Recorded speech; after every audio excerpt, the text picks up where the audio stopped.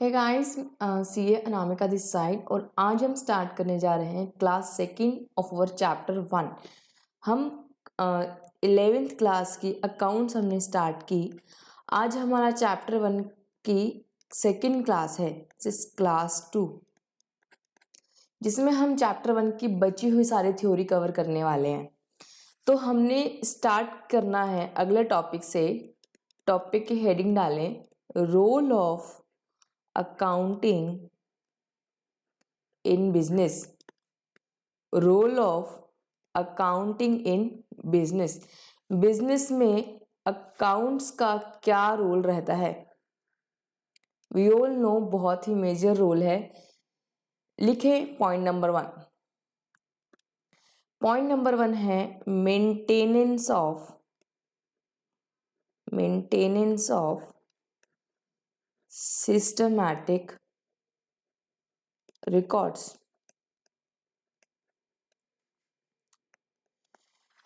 Business में accounts का primary role ही यही है। This is the primary role, जहां पे आपको क्या करना है, अकाउंट्स का प्राइमरी रोल ही यही है कि सिस्टमैटिक तरीके से रिकॉर्ड्स मेंटेन करना, ताकि हम क्या डिटरमाइन कर पाए, हम डिटरमाइन कर पाए profits earned in the business और losses incurred in the business, as well as हम क्या जान पाए, as well as financial position of the business,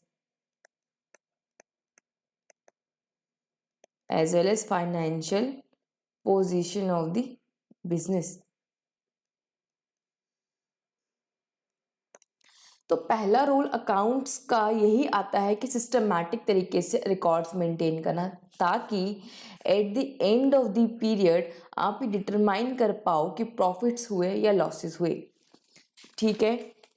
second point, accounts का दूसरा रोल क्या है? अकाउंट्स का सेकंड जो रोल है वो है मैनेजमेंट की हेल्प करना। किसमें हेल्प करना? डिसीजन मेकिंग में। लिखे assistance, 1 minute, assistance to management, assistance to management. Accounts का ये अकाउंट्स का रोल है मैनेजमेंट की हेल्प करना, ताकि management can take rational decisions. Management क्या कर सके? रैशनल डिसीजंस ले सके अपने बिजनेस में। ये पॉइंट्स हम पहले भी पिछली क्लास में भी हमने क्लियर किया। पॉइंट नंबर 3 है फैसिलिटेट्स कंपैरेटिव स्टडी। ये पॉइंट भी हम कर चुके हैं।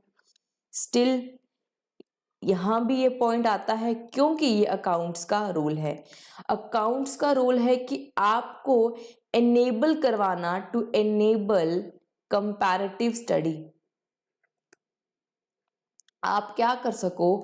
कंपैरेटिव एनालिसिस कर सको अपनी ही ऑर्गेनाइजेशन का या अपने जो बिजनेस है उसका 1 ईयर का सेकेंड ईयर से कंपैरिजन कर सको, और फर्स्ट का सेकेंड से कंपेयर कर सको, और सेकेंड का थर्ड से कंपैरिजन कर सको।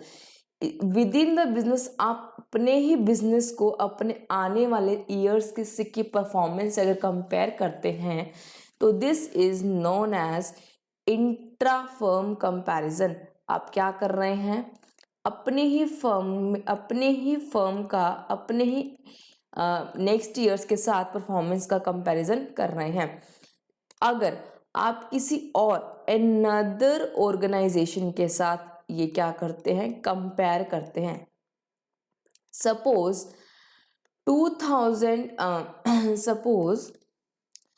अप्रैल 2023 से लेकर मार्च 2024 तक के फाइनेंशियल्स आपने बनाए। अब बिजनेस 1 है, सपोज आपका बिजनेस का नाम है business 1, and you are comparing the financial statements of business 2 for the same period, April 23 से लेकर मार्च 24। इसके ओनर है लेट्स से मिस्टर एक्स, इसके ओनर है लेट्स से मिस्टर वाई। अगर आप किसी और बिजनेस के साथ अपने बिजनेस को कंपेयर करते हो तो उसे हम बोलते हैं inter firm comparison. That comparison is known as inter firm comparison. This is for your knowledge. आप क्या कर सकते हैं, कंपैरेटिव स्टडी कर सकते हैं। ये अकाउंट्स का रोल है आपको एनेबल करके, ताकि आप कंपैरेटिव स्टडी कर पाए। चलो अगला point, point number 4। Point number 4 है evidence in court. Evidence in court. Accounts अपने आप में एक एक्सेप्टेबल डॉक्यूमेंट है, एक्सेप्टेबल फाइनेंशियल स्टेटमेंट्स हैं। अगर आपके फाइनेंशियल स्टेटमेंट सिस्टमैटिक तरीके से बने हुए हैं, they are acceptable by courts as a good evidence. Court आपके फाइनेंशियल स्टेटमेंट्स को क्या करती है, एक्सेप्ट करती है एक एविडेंस के रूप में। ठीक है, ये बात भी हम पहले कवर कर चुके हैं। Point number 5।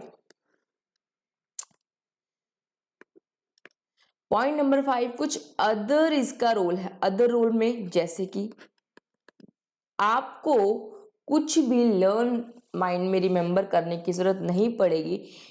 You don't have to remember the transaction. You don't have to remember business transaction.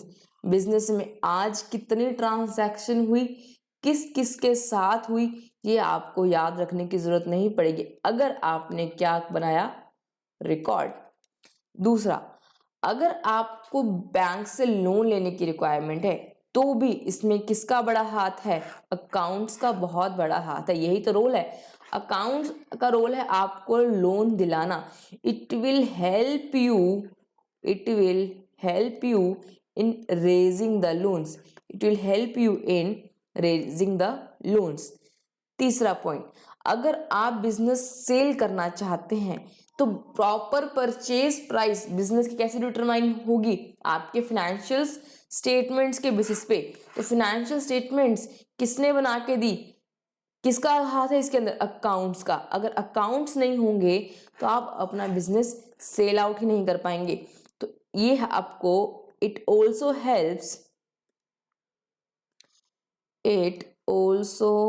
Helps just a minute, helps in sale of business. Business sale करने में भी आपको बहुत बड़ी हेल्प करता है। ठीक है, चलो पॉइंट नंबर 4 एंड लास्ट, अगर आपकी टैक्स लायबिलिटीज है, टैक्स लायबिलिटी आपको नोटिस आता है कि आपकी इतनी टैक्स लायबिलिटी है, आप सेटल कैसे करेंगे। अगर आपने अकाउंट्स मेंटेन नहीं किए ना तो आप जिंदगी भर सेटल नहीं कर सकते। तो इसमें भी किसका सबसे बड़ा रोल है, अकाउंट्स का। तो अकाउंट्स का बहुत बड़ा हाथ है किस चीज में, it also helps in settlement of tax liabilities. एक तरह से हम क्या पढ़ रहे हैं कि अकाउंट्स की इंपॉर्टेंस क्या है। अकाउंट्स की इंपॉर्टेंस भैया बहुत इंपॉर्टेंस है। अगर आप अकाउंट्स बनाएंगे ना आपकी जिंदगी आसान हो जाएगी। ठीक है, अगर आप बिजनेस करना चाहते हैं और अगर आप अकाउंट्स बनाते हैं तो आपका बिजनेस आसान हो जाएगा, आपकी जिंदगी भी आसान हो जाएगी। चलो नेक्स्ट हेडिंग,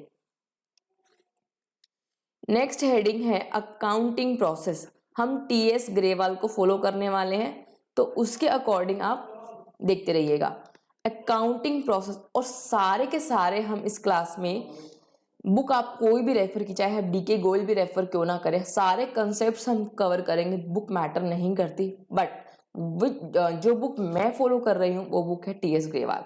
चलो आगे चलते हैं अकाउंटिंग प्रोसेस पे। अकाउंटिंग प्रोसेस से बोलते ही आपको ध्यान में आना चाहिए क्या, आपको ध्यान में आना चाहिए IMRC SAIC। यही तो प्रोसेस है, IMRC SAIC of financial statements to its users, to the users, to the users. ध्यान आया होगा, फर्स्ट क्लास में ये निमोनिक बनाया था हमने, IMRCSAIC। आई बोले तो आइडेंटिफिकेशन। आइडेंटिफिकेशन किसका, वापस से रिपीट कर रहे हूं, याद कर रहे हैं, प्रैक्टिस सोचते हुए चले। आइडेंटिफिकेशन किसका, फाइनेंशियल ट्रांजैक्शन एंड इवेंट्स का। मेजरमेंट, एम से क्या है, मेजरमेंट। मेजरमेंट कीजिए आप in terms of your currency, यानी इन टर्म्स ऑफ मनी। हमारी इंडिया की करेंसी है रूपी, तो रूपी में आप क्या कीजिए, मेजर कीजिए। अगला आर बोले तो रिकॉर्डिंग, उन आइडेंटिफाइड ट्रांजैक्शंस को और उन मेजर्ड ट्रांजैक्शंस को आप क्या करेंगे, रिकॉर्ड करेंगे। रिकॉर्ड कहाँ करेंगे, इन बुक्स ऑफ अकाउंट्स, जिसको हम बोलते हैं, उस बुक का नाम क्या है, जर्नल। उस बुक का नाम है जर्नल। जर्नल भी कितने तरह की होती है हमने लास्ट क्लास में देख लिया था। आगे चलते हैं, अगला पॉइंट है सी बोले तो क्लासिफिकेशन। हमने क्लासिफाई किया था रिकॉर्डेड ट्रांजैक्शंस को, और कहाँ किया था, लेजर में, जिसे हम क्या बोलते हैं, उसे हम बोलते हैं मेन बुक। और जर्नल को क्या बोलते हैं, जर्नल को बोलते हैं बुक ऑफ ओरिजिनल एंट्री। ये सब पॉइंट्स पिछली क्लास में कवर हो चुके हैं, इसलिए थोड़ा फास्ट चल रहा है। चलो आगे है एस बोले तो समराइजिंग। समराइज क्या करते हैं हम, क्लासिफाइड डेटा को समराइज करते हैं। कैसे, ट्रायल बनाते हैं, देन ट्रायल से हम क्या बनाते हैं, trading profit and loss and balance sheet. ये फाइनेंशियल स्टेटमेंट्स हम कैसे बनाते हैं, समराइजिंग के प्रोसेस से। अगला समराइजेशन के बाद है एनालिसिस एंड इंटरप्रिटेशन, जो करेगी मैनेजमेंट, और फाइनली क्या कर देगी, कम्युनिकेट कर देगी। कम्युनिकेट क्या करेगी, communication of, just a minute, communication of financial statements to the users को क्या करेगी, अपने फाइनेंशियल स्टेटमेंट्स कम्युनिकेट कर देगी। तो यह अकाउंटिंग प्रोसेस है। IMRCSAIC, हमें तो इतना ही पार्ट सीखना है। ये वाला काम किसका होता है, ये होता है मैनेजमेंट का, एनालिसिस इंटरप्रिटेशन। और हमारा काम क्या होता है, ये वाला काम, दिस इज अकाउंटिंग वाला पार्ट। इसमें भी थोड़ा सा डिटेल में करें अगर मैं बताऊं, अकाउंटिंग जो है वो कहाँ तक है, वो अकाउंटिंग जो होती है वो ये वाला पार्ट अकाउंटिंग कहलाती है। और ये वाला पार्ट, इतना पार्ट आपका बुक कीपिंग कहलाती है। अब ये बुक कीपिंग क्या है,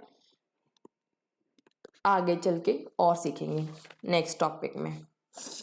इससे पहले हम एक और टॉपिक स्टार्ट करते हैं, एक बार इसे होल्ड कीजिएगा। बुक कीपिंग और अकाउंटिंग का ये जो हमने बताया अभी कि ये इतना पार्ट क्या है, ये IMRC ये वाला पार्ट है बुक कीपिंग, और SAIC ये वाला पार्ट है अकाउंटिंग। इसको डिटेल में देखेंगे थोड़ी देर बाद में। फिलहाल अगला टॉपिक जो है उसके लिए आप हेडिंग डालिए, ये पॉइंट क्लियर हो गया होगा। अगला टॉपिक स्टार्ट हो रहा है, वो है branches of accounting.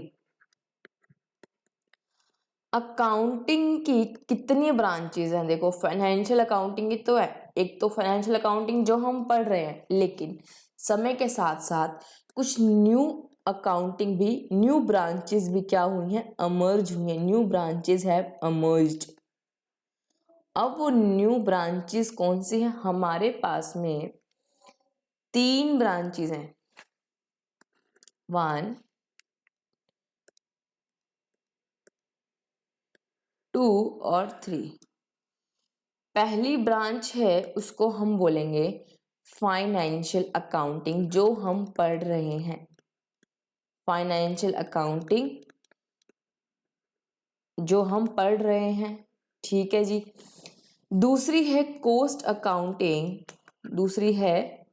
Accounting. Exam में पूछ लेंगे कि what is the objective of cost accounting, 1 mark पूछ सकते हैं थ्योरी में। Not a big deal.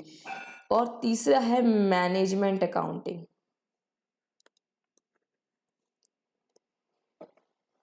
देखो एक एक करके समझेंगे। सबसे पहले फाइनेंशियल अकाउंटिंग जो हम अभी तक पढ़ ही रहे हैं, फाइनेंशियल अकाउंटिंग,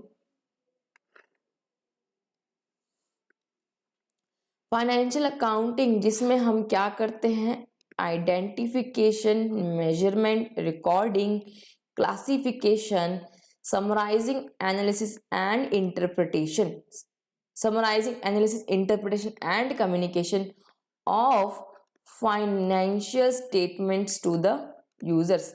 ये हम क्या करते हैं, फाइनेंशियल अकाउंटिंग में करते हैं।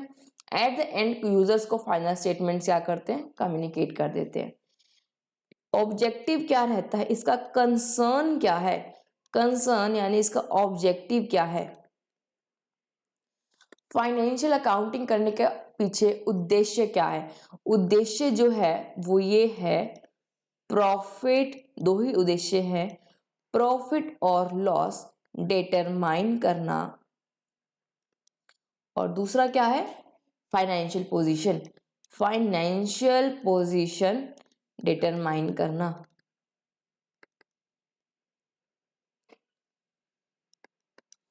ये फाइनेंशियल अकाउंटिंग है जो 11th में भी पढ़ेंगे, 12th में भी पढ़ेंगे, ठीक है। चलो दूसरा कॉस्ट अकाउंटिंग। कॉस्ट अकाउंटिंग का कंसर्न क्या है, क्यों की जाती है कॉस्ट अकाउंटिंग। अगर आप एक मैन्युफैक्चरिंग कंसर्न है, आप कुछ प्रोडक्ट मैन्युफैक्चर करते हैं या आप कोई सर्विस प्रोवाइडर हैं, तो आपकी प्रोडक्ट की या सर्विस की कॉस्ट क्या होगी, उस कॉस्ट की कैलकुलेशन करना, यानी to ascertain the cost of the products, to ascertain the cost of products is the main objective of cost accounting, is the main objective of cost accounting। उसको हमें ascertain करना है, क्यों, ताकि हम क्या कर सके, cost कंट्रोल भी कर सके, so that we can make reduction in cost। अगर जरूरत लगती है तो हम क्या करेंगे, कॉस्ट रिडक्शन भी करेंगे, और we can say cost control, अगर कॉस्ट कम भी करनी पड़े तो कॉस्ट कंट्रोल भी करेंगे। तो कॉस्ट अकाउंटिंग का जो ऑब्जेक्टिव है वो यही है कि प्रोडक्ट के, आपके प्रोडक्ट की या आपके सर्विस की कॉस्ट को डिटरमाइन करना, ताकि कॉस्ट कंट्रोल की जरूरत पड़े या कॉस्ट रिडक्शन की जरूरत पड़े तो आप उसे कर सके। अगर आप अकाउंट्स बनाएंगे तभी तो कर पाएंगे। क्लियर। चलो अगला है मैनेजमेंट अकाउंटिंग। मैनेजमेंट अकाउंटिंग का मतलब क्या है, एक देखो सबसे पहले तो ये अभी रिसेंटली डेवलप हुई है, ठीक है। इसमें हमें मैनेजमेंट की अकाउंटिंग नहीं करनी, ये हमें मैनेजमेंट के लिए करनी होती है। दिस इज मैनेजमेंट के लिए अकाउंटिंग। मत अगर मैं बोलूँ दिस इज डन, किसके लिए, for management, this is single user. इस अकाउंट्स का जो अकाउंटिंग हम करेंगे उसका सिंगल यूजर है, सिंगल यूजर कौन है, मैनेजमेंट। तो ये क्या है, मैनेजमेंट के लिए अकाउंटिंग है। अब मैनेजमेंट जिस जिस इंफॉर्मेशन, अब वो बोले अगर मुझे अब फंड्स के ऊपर इंफॉर्मेशन जनरेट करके दो कि कंपनी में कितने फंड्स हैं, या वो बोले आपकी कॉस्ट कितनी है, मेरे प्रोडक्ट की कॉस्ट कितनी है, ये मुझे असेस करके दो, मेरी कंपनी के पिछले 5 सालों के प्रॉफिट का एनालिसिस करके दो, वो आपसे कोई भी इंफॉर्मेशन मांग सकता है। तो वो स्पेसिफिकली किसके लिए होगी, मैनेजमेंट के लिए होगी। ताकि वो मैनेजमेंट अकाउंटिंग क्यों करें, ताकि मैनेजमेंट क्या कर सके, डिसीजन मेकिंग कर सके, सो that management can make appropriate decisions। Management decision making कर सके, इसलिए मैनेजमेंट कुछ सर्टेन पॉइंट्स पर आपसे क्या कर सकती है, इंफॉर्मेशन जनरेट करने को बोल सकती है। तो ये 3 ब्रांचेज हैं अकाउंटिंग की, फाइनेंशियल अकाउंटिंग, कॉस्ट अकाउंटिंग और मैनेजमेंट अकाउंटिंग, जिसमें हमारे लिए जो हमें पढ़नी है वो है सिर्फ और सिर्फ financial accounting. this is relevant for us. This is for knowledge only, just for knowledge. This is for just for knowledge. JFK। चलो यहां तक समझ आता है। अब कोई भी डाउट हो कमेंट सेक्शन में मुझे मैसेज कीजिएगा, तो मैं I reply on it. Next heading डालो। हाँ, इसको हम 2 पार्ट्स में समझेंगे। पहला पॉइंट लिखो बुक कीपिंग। बुक कीपिंग जो पहले हमने छोड़ा था पॉइंट, वो अब यहां कवर करेंगे, बुक कीपिंग और अकाउंटिंग वाला। बुक कीपिंग और अकाउंटिंग। देखो हमने पढ़ा था accounting is a process of, accounting का प्रोसेस क्या है, IMRC। अकाउंटिंग के ये 4 पार्ट यहां कवर होते हैं IMRC, और 4 पार्ट यहां कवर होते हैं SAIC। यानी बुक कीपिंग का नंबर 1 अगर मैं बात करूं, बुक कीपिंग का स्कोप कहां तक है, बुक कीपिंग का स्कोप है IMRC तक। यानी हमें ट्रांजैक्शंस को आइडेंटिफाई करना है, मेजर करना है, रिकॉर्ड करना है और क्लासिफाई करना है। अप टू क्लासिफिकेशन तक के काम को, क्लासिफिकेशन तक के काम को हम क्या कहते हैं, बुक कीपिंग कहते हैं। हम बुक से तो बना रहे हैं, we are keeping the books only, इसे हम कहते हैं बुक कीपिंग। बुक कीपिंग के बाद स्टार्ट, जैसे कि हमने क्लासिफाइड डेटा को समराइज किया, इसका स्कोप कहां तक है, समराइज करना, आगे एनालाइज करना, इंटरप्रेट करके कम्युनिकेट करना। इसका स्कोप थोड़ा सा आगे वाला है, जो यहाँ ये खत्म होता है, इसके बाद अकाउंटिंग हमारी शुरू होती है। तो इसका स्कोप ये स्टार्ट होता है आफ्टर क्लासिफिकेशन। क्लासिफिकेशन के बाद क्या होती है, अकाउंटिंग शुरू होती है। अकाउंटिंग शुरू होती है। यहां तक तो हमें क्या करनी है, सिर्फ अप टू क्लासिफिकेशन तक जो हम करते हैं, अकाउंट्स को आइडेंटिफाई करते हैं, मेजर करते हैं, रिकॉर्ड करते हैं, देन क्लासिफिकेशन तक जो काम किया जाता है उसे बुक कीपिंग कहा जाता है। बिकॉज हम बुक से तो कीप कर रहे हैं। इसके बाद स्टार्ट होगा थोड़ा सा इंटेलेक्चुअल वर्क, तो उसको हम बोलते हैं अकाउंटिंग। चलो सेकंड पॉइंट लिखो, स्टेज। बुक कीपिंग पहले आती है, therefore it is a primary stage, और अकाउंटिंग सेकंड शिफ्ट में स्टार्ट होती है, therefore it is a secondary stage. तीसरा पॉइंट ऑब्जेक्टिव। बुक कीपिंग करके आप क्या हासिल कर लोगे, आपका क्या, हम क्या कर लेंगे, हम रिकॉर्ड्स मेंटेन तो कर लेंगे ना। हम क्या कर पाएंगे, will be able to maintain systematic records. हम क्या कर पाएंगे, सिस्टमैटिक तरीके से रिकॉर्ड तो मेंटेन कर ही लेंगे। Will be able to maintain systematic records. और अकाउंटिंग करके हम क्या हासिल कर लेंगे, क्या ऑब्जेक्टिव है, हम पता लगा लेंगे कि कंपनी में या बिजनेस में प्रॉफिट हुआ या लॉस हुआ, और दूसरी क्या पता लगा लेंगे, फाइनेंशियल पोजीशन। कैसे पता लगाएंगे, समराइजेशन करके। समराइजेशन में हम ट्रायल, ट्रेडिंग, पेनल, बैलेंस शीट बनाते हैं ना, तो बैलेंस शीट हमें बता देगी फाइनेंशियल पोजीशन, और ट्रेडिंग प्रॉफिट एंड लॉस बता देगा हमें प्रॉफिट एंड लॉस, प्रॉफिट हुआ या लॉस हुआ।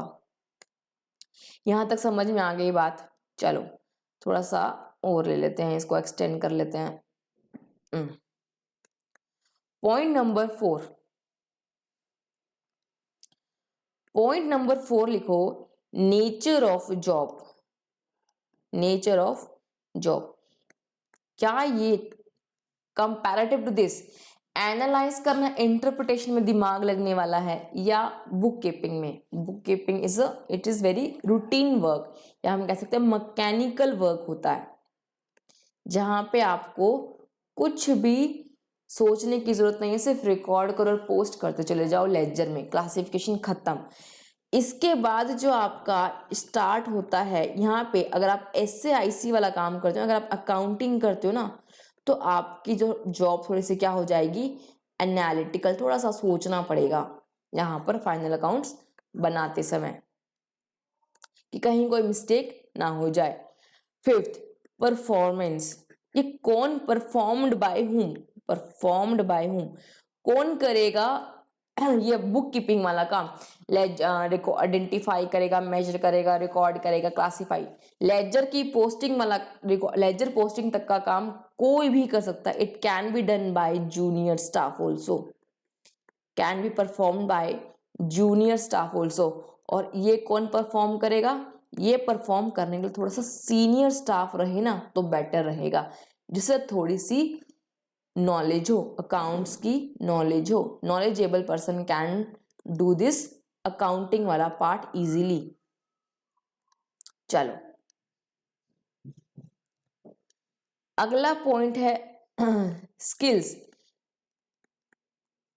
बुक कीपिंग जूनियर स्टाफ भी कर सकता है, कोई भी मैकेनिकल काम है तो। It does not require any special skill, does not require any special skills, कोई भी स्पेशल स्किल की रिक्वायरमेंट नहीं है यहाँ पे। एक सेकेंड, यहाँ पर आपको क्या पड़ेगी, स्पेशल स्किल्स की जरूरत पड़ेगी। It will require special skills. क्यों पड़ेगी? क्योंकि एनालिटिकल काम है, थोड़ा सा आपको क्या करना पड़ेगा, एनालिसिस, इंटरप्रेट करना है, समराइजेशन, ये सब आपको थोड़ी सी अगर नॉलेज होगी ना तो आप तब भी कर पाओगे। तो it require special skills and your ability, आपको आनी चाहिए क्या करना, टू एनालाइज एंड इंटरप्रेट। यहां तक क्लियर? तो ये हो गया ये वाला पार्ट पूरा, book keeping versus accounting. Paper में पूछ लेते हैं कि बुक कीपिंग वर्सेस अकाउंटिंग, तो डिफरेंस बताओ, ठीक है। तो इजी था पार्ट। अगर वापस अगर एक नंबर में एक्सप्लेन किया जाए, इतना ध्यान रखना आप, बुक कीपिंग इज IMRC, उसके बाद शुरू होती है SAIC। यानी ये बिगिनिंग, ये प्राइमरी स्टेज है तो ये सेकेंडरी स्टेज है, ये अप टू क्लासिफिकेशन तक है और ये आफ्टर क्लासिफिकेशन तक है, ठीक है। ये हम क्लासिफिकेशन तक क्या हासिल कर लेंगे, हम हासिल कर पाएंगे सिस्टमैटिक रिकॉर्ड, और यहाँ पर हम क्या हासिल कर पाएंगे, उसका फाइनेंशियल स्टेटस, प्रॉफिट और लॉस ऑफ फाइनेंशियल पोजीशन। ये क्योंकि थोड़ा सा इतना मतलब टेक्निकल काम नहीं है, तो इससे कोई भी जूनियर स्टाफ भी परफॉर्म कर सकते, इसलिए कोई स्पेशल स्किल की रिक्वायरमेंट नहीं है, मैकेनिकल काम, रूटीन काम है। थोड़ा एनालिटिकल काम है, अकाउंटेंसी, अकाउंटिंग वाला, देयरफॉर सीनियर स्टाफ कर सकेगा, जिसको थोड़ी सी क्या होगी, स्पेशल स्किल्स इसके पास होगी, वही कर पाएगा। चलो एक और इसमें एक पॉइंट आता है, लिखो अकाउंटेंसी क्या होता है। अब ये अकाउंटेंसी क्या होता है, देखो बुक कीपिंग देख लिया, अकाउंटिंग देख लिया, अब ये अकाउंटेंसी क्या है। देखो अगर आपको अकाउंटिंग करनी आती है ना, if you know how to how to अगर आपको अकाउंटिंग करनी आती है, if you know how to deal with how to deal with business transactions, how to deal with business transactions, अगर आपको ये आता है, यानी अगर आप if you know apply application, तो इट मीन्स आपको क्या, इट मीन्स आपको अकाउंटेंसी आती है। अकाउंटेंसी एक नॉलेज है और इस नॉलेज का एप्लीकेशन, इस नॉलेज का एप्लीकेशन अकाउंटिंग है। समझ रहे हैं? Application of accountancy, application of accountancy is, application of accountancy is accounting। 1 mark में पूछ लेते हैं कि अकाउंटेंसी क्या है, तो आप ये कह सकते हैं कि अकाउंटेंसी एक नॉलेज है, जबकि अकाउंटिंग इज द एक्शन। मतलब ये वाला पार्ट जो ना अकाउंटिंग, इसका नॉलेज अगर आपको है तो आपको अकाउंटेंसी की नॉलेज है, we can say like this. ठीक है, तो ये वाला पार्ट भी पूरा हुआ। ठीक है, चलो नेक्स्ट टॉपिक हेडिंग डालें। पेपर में पूछ लेते हैं what are the types of accounting information. Accounting information कितने तरह की होती है? देखो, आपने सारी बुक्स बना ली, समराइज कर लिया, समराइज करके आप क्या जो स्टेटमेंट ड्रॉ कर, जो इंफॉर्मेशन ड्रॉ करते हो, वो इंफॉर्मेशन क्या होती है? इंफॉर्मेशन आपके पास जो होती है वो 3 तरह की निकल कर आती है। इंफॉर्मेशन रिलेटिंग टू प्रॉफिट और लॉस, एक ये इंफॉर्मेशन पता लगती है आपको।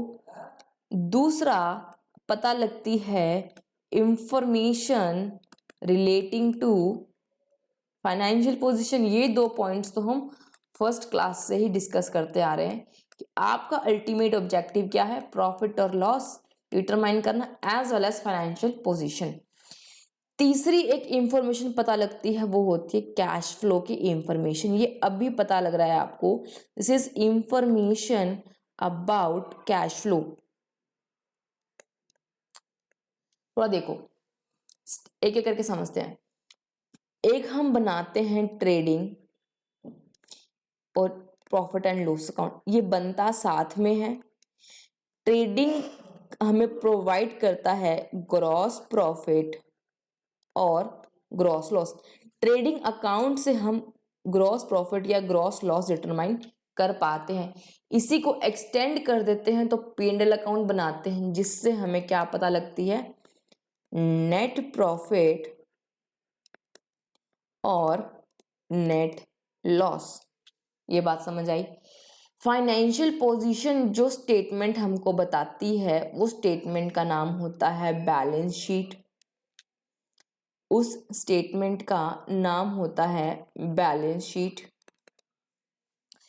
बैलेंस शीट एक ऐसी स्टेटमेंट है जिसमें आपको पता रहेगा कि कौन कौन से एसेट्स आप ओन करते हैं, owned by the business, assets owned by the business, और ऐसी कौन कितनी अमाउंट है which is owed by the business, owed by the business. देखो, ओन करना मीन्स ऐसी कौन सी एसेट्स है, ऐसी कौन सी प्रॉपर्टीज हैं जो बिजनेस की खुद की हैं, मतलब जिसके बिजनेस के ओनरशिप में है।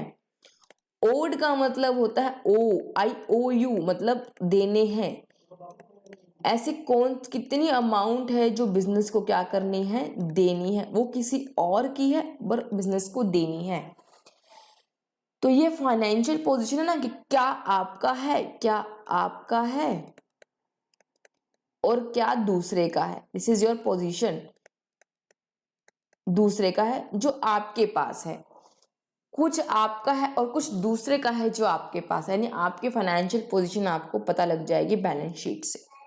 ठीक है, कैश फ्लो कैसे पता लगेगा? कैश फ्लो पहली बार सुनते हैं ना टर्म।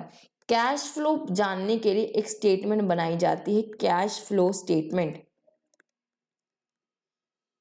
जो आपको पूरा कैश का फ्लो कैसे होता है, यानी इनफ्लो कैसे होता है और आउटफ्लो सब पता लग जाएगा कि बिजनेस में लेट्स से 1 अप्रैल 2023 से लेकर 31 मार्च 2024 तक कितना कैश आया और कितना कैश गया। इसकी इंफॉर्मेशन अगर आपको चाहिए तो आपको क्या देखनी पड़ेगी, कैश फ्लो स्टेटमेंट। तो वही मैंने कहा कि इंफॉर्मेशन अकाउंट्स बनाकर आप किस तरह की इंफॉर्मेशन ग्रैब कर सकते हो। आप 3 तरह की इंफॉर्मेशन ग्रैब कर सकते हो। आप जान सकते हो कि प्रॉफिट के बारे में और लॉस के बारे में कितना हुआ, और दूसरा फाइनेंशियल पोजीशन के बारे में कि फाइनेंशियल पोजीशन कैसी है, और कैश फ्लो के बारे में कि कितना कैश इनके पास बिजनेस के पास आया और कितना गया। ये आप जान सकते हो अकाउंट्स मेंटेन करके। ये इंफॉर्मेशन आप ग्रैब कर सकते हो। चलो अगली हेडिंग डालें, अगला टॉपिक। अगला टॉपिक है qualitative characteristics, qualitative characteristics of accounting information। मतलब आप ऐसे कैरेक्टरिस्टिक्स बताओ जो यूजर के लिए क्या होंगे, जो यूजर के लिए फायदे में होंगे, मतलब यूजर को जिससे फायदा होगा, ऐसे कौन से कैरेक्टरिस्टिक्स हैं। देखो नंबर 1 है रिलायबिलिटी। आपके जो अकाउंट्स होने चाहिए ना वो रिलायबल होने चाहिए। नंबर 2, आपके अकाउंट्स रेलेवेंट होने चाहिए। किसके लिए? Reliable for users, relevant for user के लिए रिलायबल। यूजर विश्वास कैसे करेगा आपके अकाउंट्स पर? अगर वो क्या होंगे, अगर वो फ्री फ्रॉम बायसनेस होंगे, biasness, free from bias and material error. अगर बायसनेस का मतलब होता है निष्पक्ष होकर, अगर उसने निष्पक्ष होकर इंडिपेंडेंट होकर अगर अकाउंट्स बनाए हैं, बनाने वाला भी तो इंसान है ना। अगर बनाने वाला इंसान फ्री फ्रॉम बायसनेस है, इज फ्री, तो अकाउंट्स क्या होंगे, सामने जब हम कम्युनिकेट करेंगे एट द एंड तो वो यूजर के लिए रिलायबल होंगे। और अगर उसमें कोई मटेरियल मतलब कोई बहुत बड़ी जिससे कि डिसीजन इफेक्ट हो जाए, मटेरियल मतलब विच अगर मैं बोलूं which is able to affect your decision.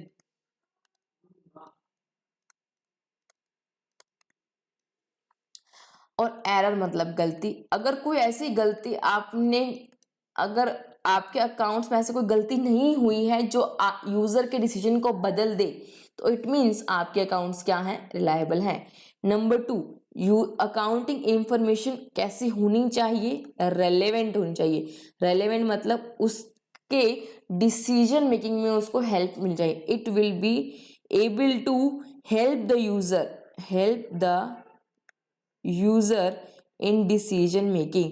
कल को पता लगे अकाउंट्स ऐसे बनाए कि कोई इंफॉर्मेशन आप ड्रॉ नहीं कर पा रहे, यूजर कुछ जज ही नहीं कर पा रहा, कुछ डिसीजन ही नहीं ले पा रहा, तो अकाउंट्स सही नहीं है। Account should be understandable. यही हमारा थर्ड पॉइंट है कि अकाउंट्स कैसे होने चाहिए, अंडरस्टैंडेबल फॉर यूजर, प्रेजेंटेबल होने चाहिए। अगर प्रेजेंटेबल तरीके से बनाओगे ना अगर आप अकाउंट्स, तो यूजर को समझ भी आएगा, यूजर के लिए अंडरस्टैंडेबल वो अपने आप हो जाएंगे।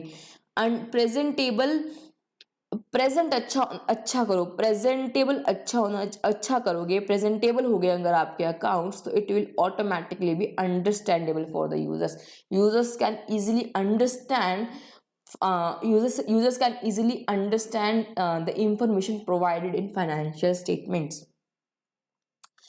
अगला पॉइंट क्या है? अगला पॉइंट है कंपैरेबिलिटी।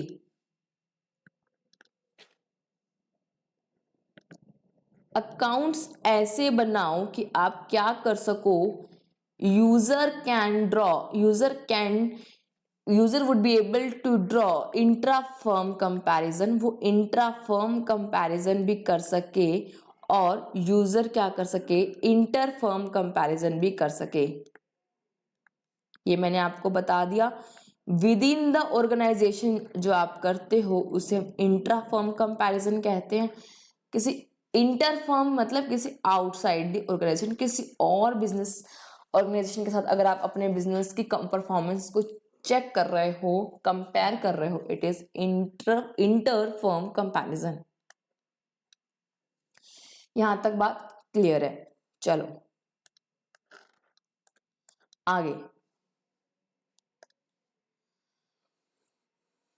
नेक्स्ट हेडिंग डालो, users of accounting information.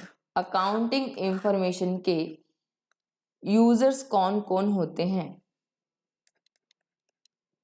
Users of accounting information. Users हमने सब जगह कर रहे हैं, हम अकाउंट्स कर भी एट द एंड यूजर को कम्युनिकेट करने के लिए कर रहे हैं, है ना।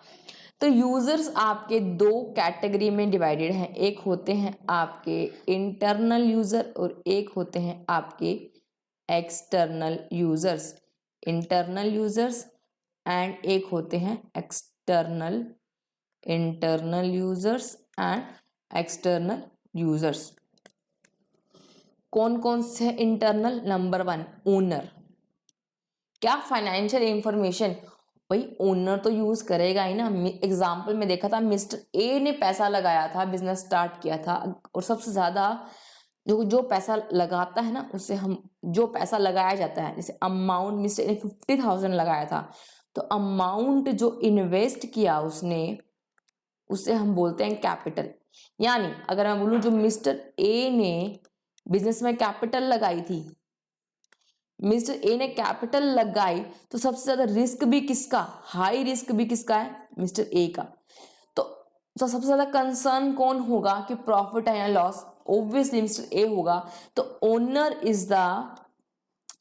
Owner is highly interested in accounts. तो सबसे पहले ये पॉइंट समझ में आया कि ओनर क्या होगा, ओनर हमारा इंटरनल यूजर है, ओनर को भी अकाउंट्स की जरूरत पड़ेगी। चलो दूसरा है मैनेजमेंट। अगर मैनेजमेंट क्या कर रहा है, बिजनेस को मैनेज कर रहा है, और बिजनेस मैनेज करने के लिए कितने तरीके के डिसीजन आपको लेने पड़ते हैं, है ना। तो डिसीजन मेकिंग, जैसे कि आप ये देखें कि सेलिंग प्राइस प्रोडक्ट का क्या रखें, सेलिंग प्राइस क्या रखें, डिसाइड कितना, हाउ मच, कितना हो, कहाँ कहाँ इन्वेस्ट करें, ये सारे डिसीजन कैसे कैसे ले पाएगा मैनेजमेंट? अगर उसके पास अकाउंटिंग इंफॉर्मेशन नहीं है ना तो वो नहीं ले पाएगा। इसलिए management is also interested in financial accounts so that management can take decisions, can take decisions. चलो तीसरा पॉइंट है हमारे पास एम्प्लॉइज एंड वर्कर्स। ये वो लोग हैं जो ऑर्गेनाइजेशन के अंदर होते हैं, यानी ओनर होता है within the organisation, management होता है, और एम्प्लॉइज होते हैं, वर्कर्स होते हैं। देखो एम्प्लॉय और वर्कर कैसे इंटरेस्टेड है, उन्हें क्या करना है फाइनेंशियल इंफॉर्मेशन का? देखो इनको मिलना होता है बोनस। बोनस इनको भी पता ना, अगर बोनस कब मिलेगा, बोनस जब मिलेगा जब ऑर्गेनाइजेशन यानी बिजनेस में क्या होगा, प्रॉफिट। तो इनको ये तो जानना रहेगा ना कि प्रॉफिट हुआ है या लॉस हुआ है। अगर प्रॉफिट होगा तो बोनस एक्सपेक्ट तो कर सकते हैं कि ऑर्गेनाइजेशन हमें क्या देगी, बोनस देगी। देयरफॉर उनका employees and workers are also interested in the financial statements. Accounting information इसलिए इन लोगों को भी चाहिए रहती है। अगर दूसरा बताऊं, दूसरा क्या होता है, इन जो एम्प्लॉइज का ईपीएफ का पैसा ड्रॉ होता है प्रोविडेंट फंड में, और कुछ ईएसआई का पैसा भी होता है, एम्प्लॉय स्टेटमेंट, जो आपकी ऑर्गेनाइजेशन डिडक्ट करती है आपकी सैलरी में से। कुछ पार्ट आपकी सैलरी से काट दिया जाता है। सपोज आपकी सैलरी है 50,000 रुपीज, उसमें से मान लीजिए इन डिडक्शंस के नाम पर आपकी कंपनी ने काट लिए, डिडक्ट कर लिए 5,000 रुपीज, आपको इन हैंड 45,000 रुपीज दिए।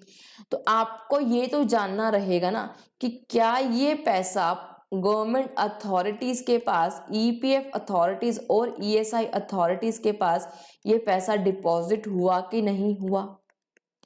आपका इंटरेस्ट तो यहां भी हो गया ना, देयरफॉर आप इसलिए भी क्या हो गए, इंटरेस्टेड हो गए।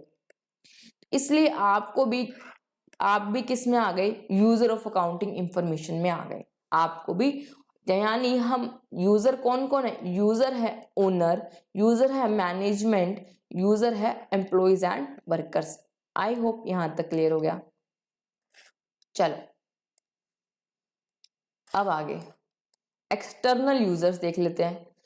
External user first external user अगर मैं बात करूं तो कौन है, वो है हमारा बैंक्स, या मैं कह लूं फाइनेंशियल इंस्टीट्यूशंस।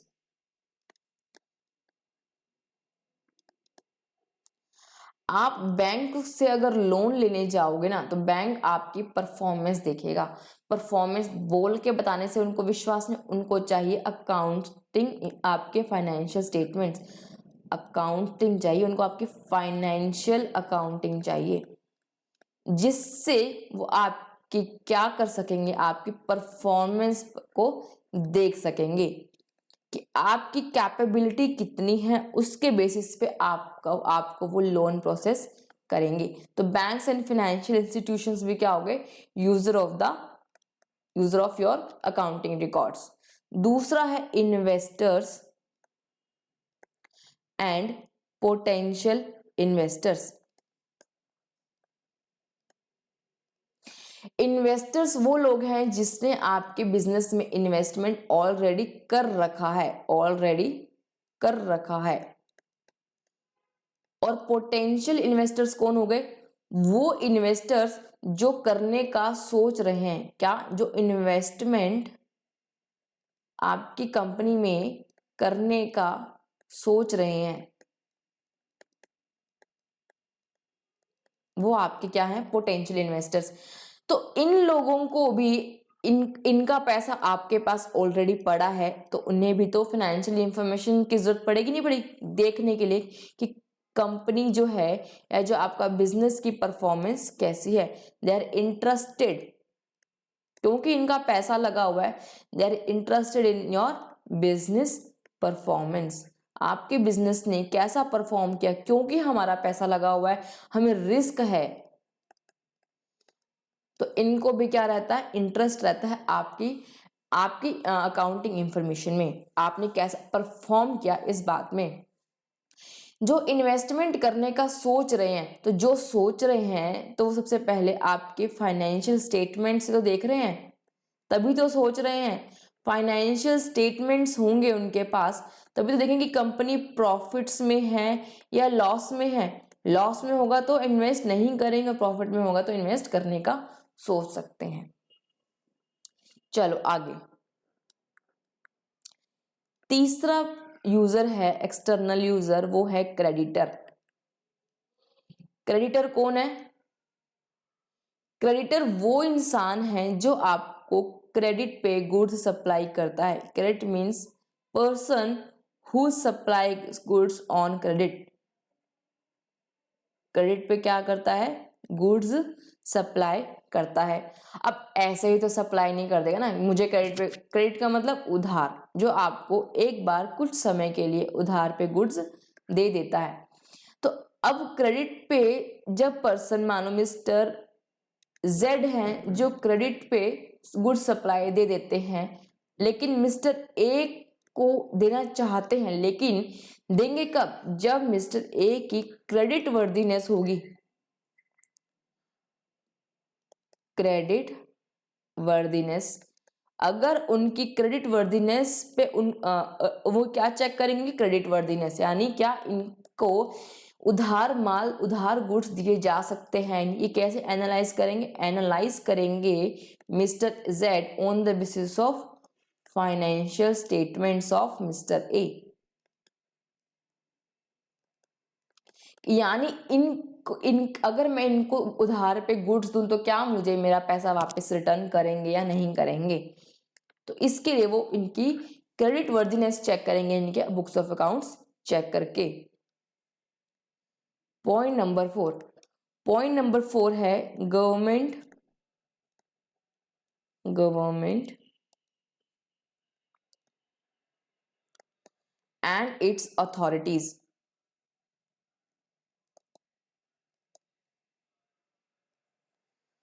आप क्या करते हैं, आप इनकम टैक्स पे करते हैं, यूजर जो है इनकम टैक्स पे करता है, जीएसटी पे करता है।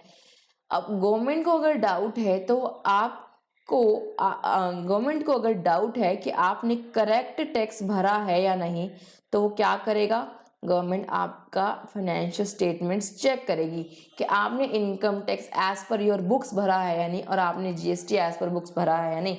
तो government is also interested in analysing your financial statements. यह बात क्लियर हो गई। फिफ्थ पॉइंट है रिसर्चर्स।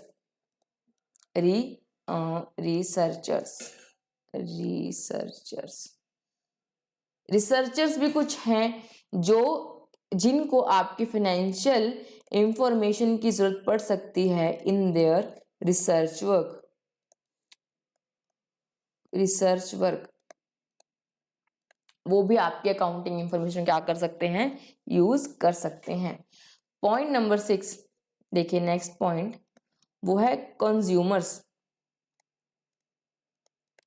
क्या होता है, कंज्यूमर को क्या जरूरत पड़ी आपके फाइनेंशियल इंफॉर्मेशन की। देखो, कई बार क्या होता है, कुछ प्रोडक्ट्स के प्राइसेस कौन फिक्स करती है, गवर्नमेंट। जब गवर्नमेंट फिक्स करती है ना, तो उस केस में कंज्यूमर को ये डर रहता है कि हमसे सप्लायर जो है वो फेयर प्राइस चार्ज कर रहा है नहीं कर रहा, कहीं हमारा एक्सप्लॉयटेशन ना हो जाए। इसलिए consumer is also interested in knowing the financial statements of the business. ये बात समझ आ गई। चलो, अगला हमारा जो लास्ट एक यूजर रह गया वो है public, general public can also be interested in your financial statements. क्योंकि जैसे सपोज रिलायंस इंडस्ट्रीज है, अब उसमें सबको इंटरेस्ट है कि रिलायंस इंडस्ट्रीज ने कैसा परफॉर्म किया। क्योंकि ये इसका जो रिलायंस इंडस्ट्रीज का ना, they are making substantial contribution in the economy. Substantial contribution है इसका हमारी इंडिया की इकोनॉमी में, in Indian economy. Therefore Reliance Industries के फाइनेंशियल स्टेटमेंट्स में जनरल पब्लिक भी इंटरेस्टेड हो सकती है। तो ये हमारे यूजर से जो हमने सारे कवर कर लिए। यूजर नंबर देखो, यूजर वापस अगर मैं रिपीट करूं, यूजर हमारे पास दो तरह के हैं, एक इंटरनल यूजर और एक होता है हमारे पास एक्सटर्नल यूजर। इंटरनल यूजर और एक्सटर्नल यूजर, एक सेकेंड, इंटरनल यूजर और एक्सटर्नल यूजर। इंटरनल में मैंने कहा ओनर, क्योंकि इसका पैसा लगा है बिजनेस में, है ना, ओनर तो इंटरेस्टेड रहेगा ही क्योंकि इसने पैसा लगाया है। दूसरा मैनेजमेंट, क्योंकि मैनेजमेंट को क्या करनी है, डिसीजन मेकिंग करनी है, मैनेज कर रही है बिजनेस, तो डिसीजन लेने के लिए उसको books of accounts, final accounts तो चाहिए ना। एम्प्लॉइज और वर्कर्स है, इनको भी चाहिए, क्योंकि इनको बोनस मिलेगा तभी मिलेगा अगर उनको पता रहे कि कंपनी में प्रॉफिट हुआ या लॉस हुआ, और उनका जो पैसा डिडक्ट हो रहा है ईपीएफ ईएसआई का, वो गवर्नमेंट अथॉरिटीज के पास जमा हुआ या नहीं, इसके लिए भी वो फाइनेंशियल स्टेटमेंट्स में इंटरेस्टेड होते हैं। एक्सटर्नल यूजर में सबसे पहले हमारे बैंक्स और फाइनेंशियल इंस्टीट्यूशंस आ गए, जो हमारी परफॉर्मेंस को देखने के लिए, अगर हमें लोन चाहिए तो परफॉर्मेंस देखने के लिए फाइनेंशियल स्टेटमेंट्स की जरूरत रखते हैं। इन्वेस्टर्स जिनका पैसा लगा हुआ है ऑब्वियसली वो इंटरेस्टेड रहेंगे, और पोटेंशियल इन्वेस्टर्स जो पैसा लगाने का सोच रहे हैं तो वो लोग भी क्या रहेंगे, इसमें इंटरेस्टेड रहेंगे। चलो,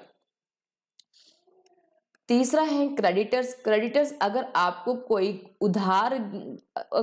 कोई गुड्स उधार देगा ना, सब तभी देगा जब आपकी क्या है, क्रेडिट वर्दिनेस अच्छी है। अगर आपकी क्रेडिट वर्दिनेस अच्छी है तो आपको गुड्स इजीली क्रेडिट पर मिल जाएंगे। तो क्रेडिटर आपके इसके लिए फाइनेंशियल स्टेटमेंट्स जरूर मांगेगा। अगला, गवर्नमेंट एंड इट्स अथॉरिटीज। आपने टैक्स टाइम पे किया है या नहीं किया, और अगर किया है तो कितना पे किया है, करेक्ट टैक्स पे किया है या नहीं किया, ये बात भी चेक करने के लिए आपसे गवर्नमेंट आपके फाइनेंशियल स्टेटमेंट्स मांग सकती है। अगला पॉइंट, रिसर्च। कुछ रिसर्चर्स भी हैं कुछ जो आप अपने रिसर्च वर्क में आपकी फाइनेंशियल स्टेटमेंट से में इंटरेस्टेड हो सकती हैं। कंज्यूमर्स हैं कुछ, कंज्यूमर कोई भी कंज्यूमर अगर किसी प्रोडक्ट के दाम गवर्नमेंट फिक्स करती है तो कहीं उनका एक्सप्लोटेशन ना हो जाए, इसलिए वो प्राइस देखने के लिए आपके फाइनेंशियल स्टेटमेंट्स में इंटरेस्टेड हो सकती है। Next is general public. जैसे कि मैंने बताया एग्जांपल, रिलायंस इंडस्ट्रीज के फाइनेंशियल जो ऑर्गेनाइजेशंस जो जिनका इकोनॉमी में क्या है सब्सटैंशियल कंट्रीब्यूशन है, तो उनके लिए भी उनके फाइनेंशियल्स में भी उनका इंटरेस्ट होता है कि हम देखें कि रिलायंस ने कैसा परफॉर्म किया। तो ये हमारे क्या हो गए, यूजर्स वाला पार्ट कवर हो गया। ये भी एग्जाम में पूछ लिया जाता है, explain the users of accounting information करके, ठीक है, थ्योरी में इंपॉर्टेंट है, आ जाता है। चलो अब नेक्स्ट हेडिंग डालें। नेक्स्ट हेडिंग,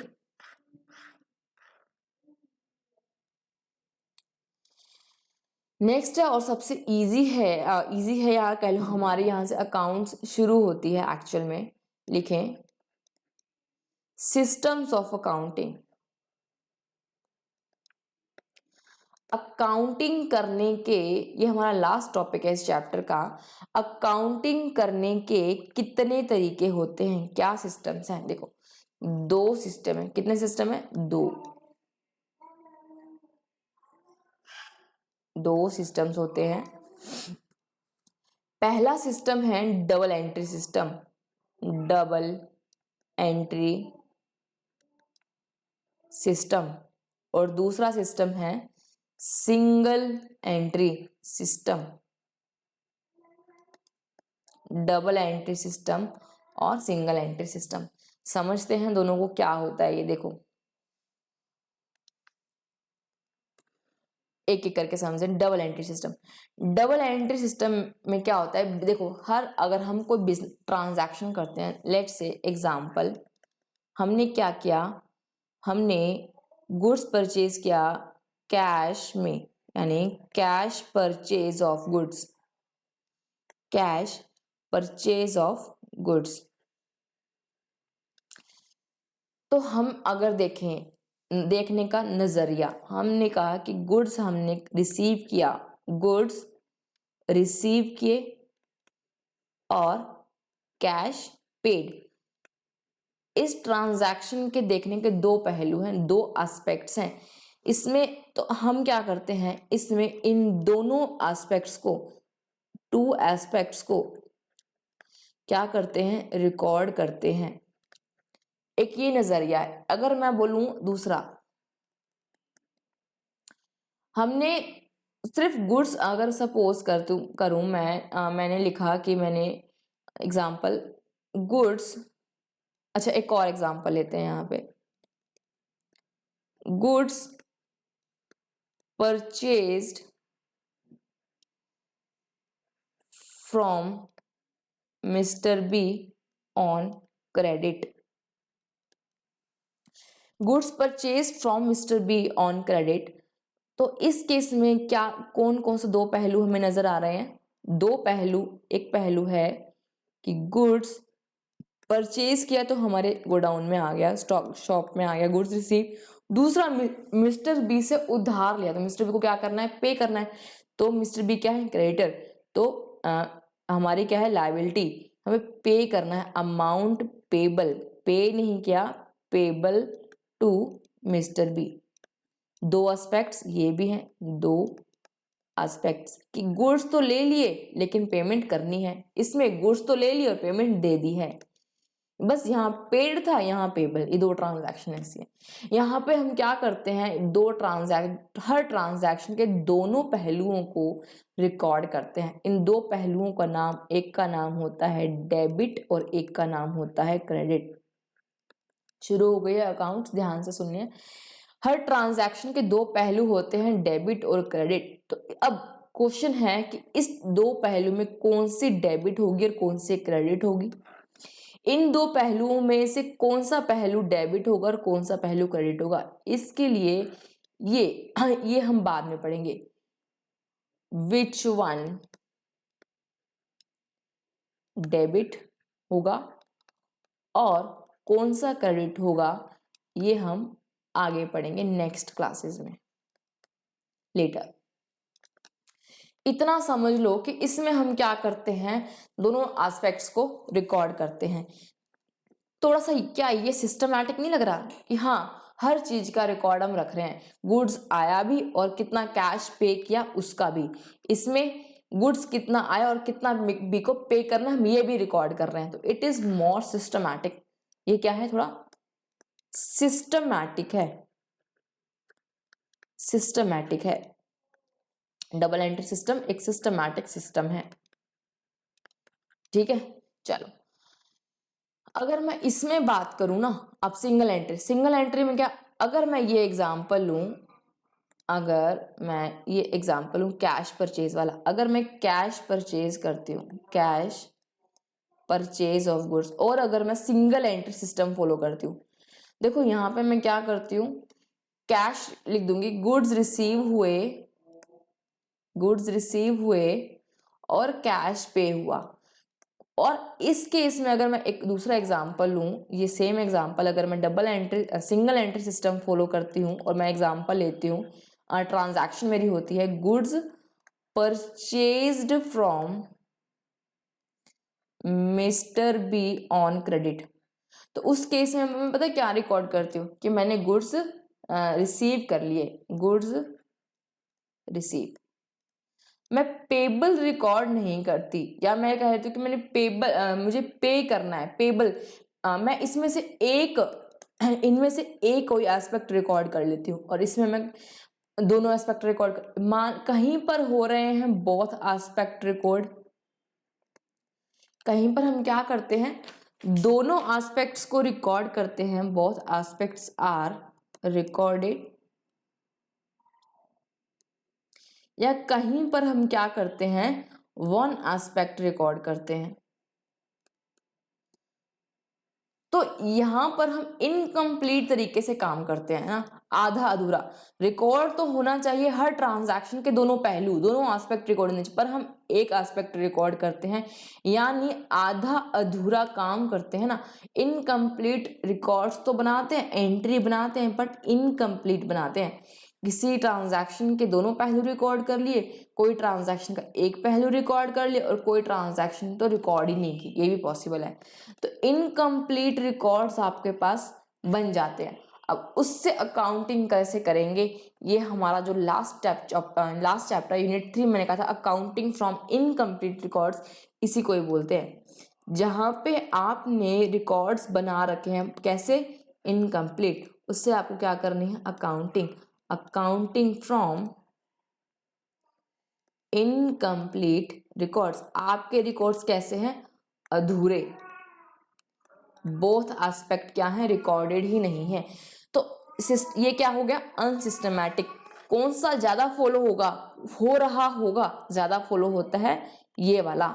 हर ऑर्गेनाइजेशन फॉलो कौन सा मेथड कर रही है, ये वाला डबल एंट्री वाला। क्यों, क्योंकि सिस्टमैटिक है, अंडरस्टैंडेबल है। सिंगल एंट्री छोटे मोटे कोई होता है जिसके छोटा मोटी दुकान है, वो लोग ये सिंगल एंट्री सिस्टम को फॉलो करते हैं। लेकिन अगर प्रॉपर अकाउंटिंग की बात करें तो डबल एंट्री सिस्टम ही फॉलो होता है, और हम यही सीखेंगे अगले क्लासेस से।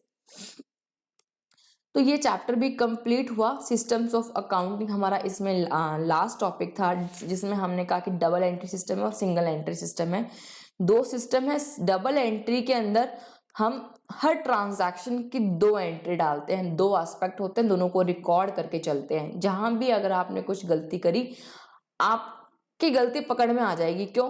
क्योंकि हर ट्रांजैक्शन के 2 पहलू हैं। तो क्या होगा क्या, डेबिट हमेशा क्रेडिट के इक्वल आएगा। अगर आप कहते हो कि अगर फर्स्ट एग्जांपल में अगर आप कहते हो मैंने कैश परचेज किया है, अगर आप कहते हो मैंने कैश परचेज किया है, गुड्स कैश में परचेज किए हैं 10,000 के, तो अगर डबल एंट्री सिस्टम फॉलो करेंगे ना, तो आप गुड्स रिसीव्ड भी कितने के लिखोगे, 10,000 के, और कैश पेड भी कितने लिखोगे, 10,000 के। यानी 10,000 ही आपका क्या होगा, 10,000 ही डेबिट होगा और 10,000 ही क्रेडिट होगा। डेबिट और क्रेडिट क्या होंगे, इक्वल होंगे। तो इस केस में अगर आपने कहीं एक एस्पेक्ट छोड़ा भी ना, तो इसका समझ जाओ कहीं ना कहीं गलती हुई है, वापस से हमें चेक करना पड़ेगा। तो इस केस का ये फायदा है, डबल एंट्री का ये फायदा है कि आपकी अर्थमेटिकल एक्यूरेसी बनी रहती है। आप चेक कर सकते हो कि कहीं अगर डेबिट और क्रेडिट का टोटल मैच नहीं कर रहा, इट मीन्स कहीं ना कहीं दिक्कत, आपने कहीं ना कहीं मिस्टेक कर दी है। सिंगल एंट्री सिस्टम में तो गलतियां ही गलतियां। आप क्या करते हो, आपको तो यहाँ पे तो आपको तो बस इनकम्प्लीट रिकॉर्ड से ही फाइनेंशियल्स बना के देना, कुछ इंफॉर्मेशन निकाल के देनी है। यहाँ पे तो हम कोई एक एस्पेक्ट रिकॉर्ड किया तो किया, नहीं किया तो नहीं किया, कर दे तो दोनों कर दे, ऐसा काम चलता है। ये अधूरे रिकॉर्ड है, ठीक है। तो इससे अकाउंटिंग कैसे करनी है वो बाद में सीखेंगे, लास्ट में सीखेंगे। तो इस क्लास में इतना ही, नेक्स्ट क्लास से next chapter. Okay, thank you, bye.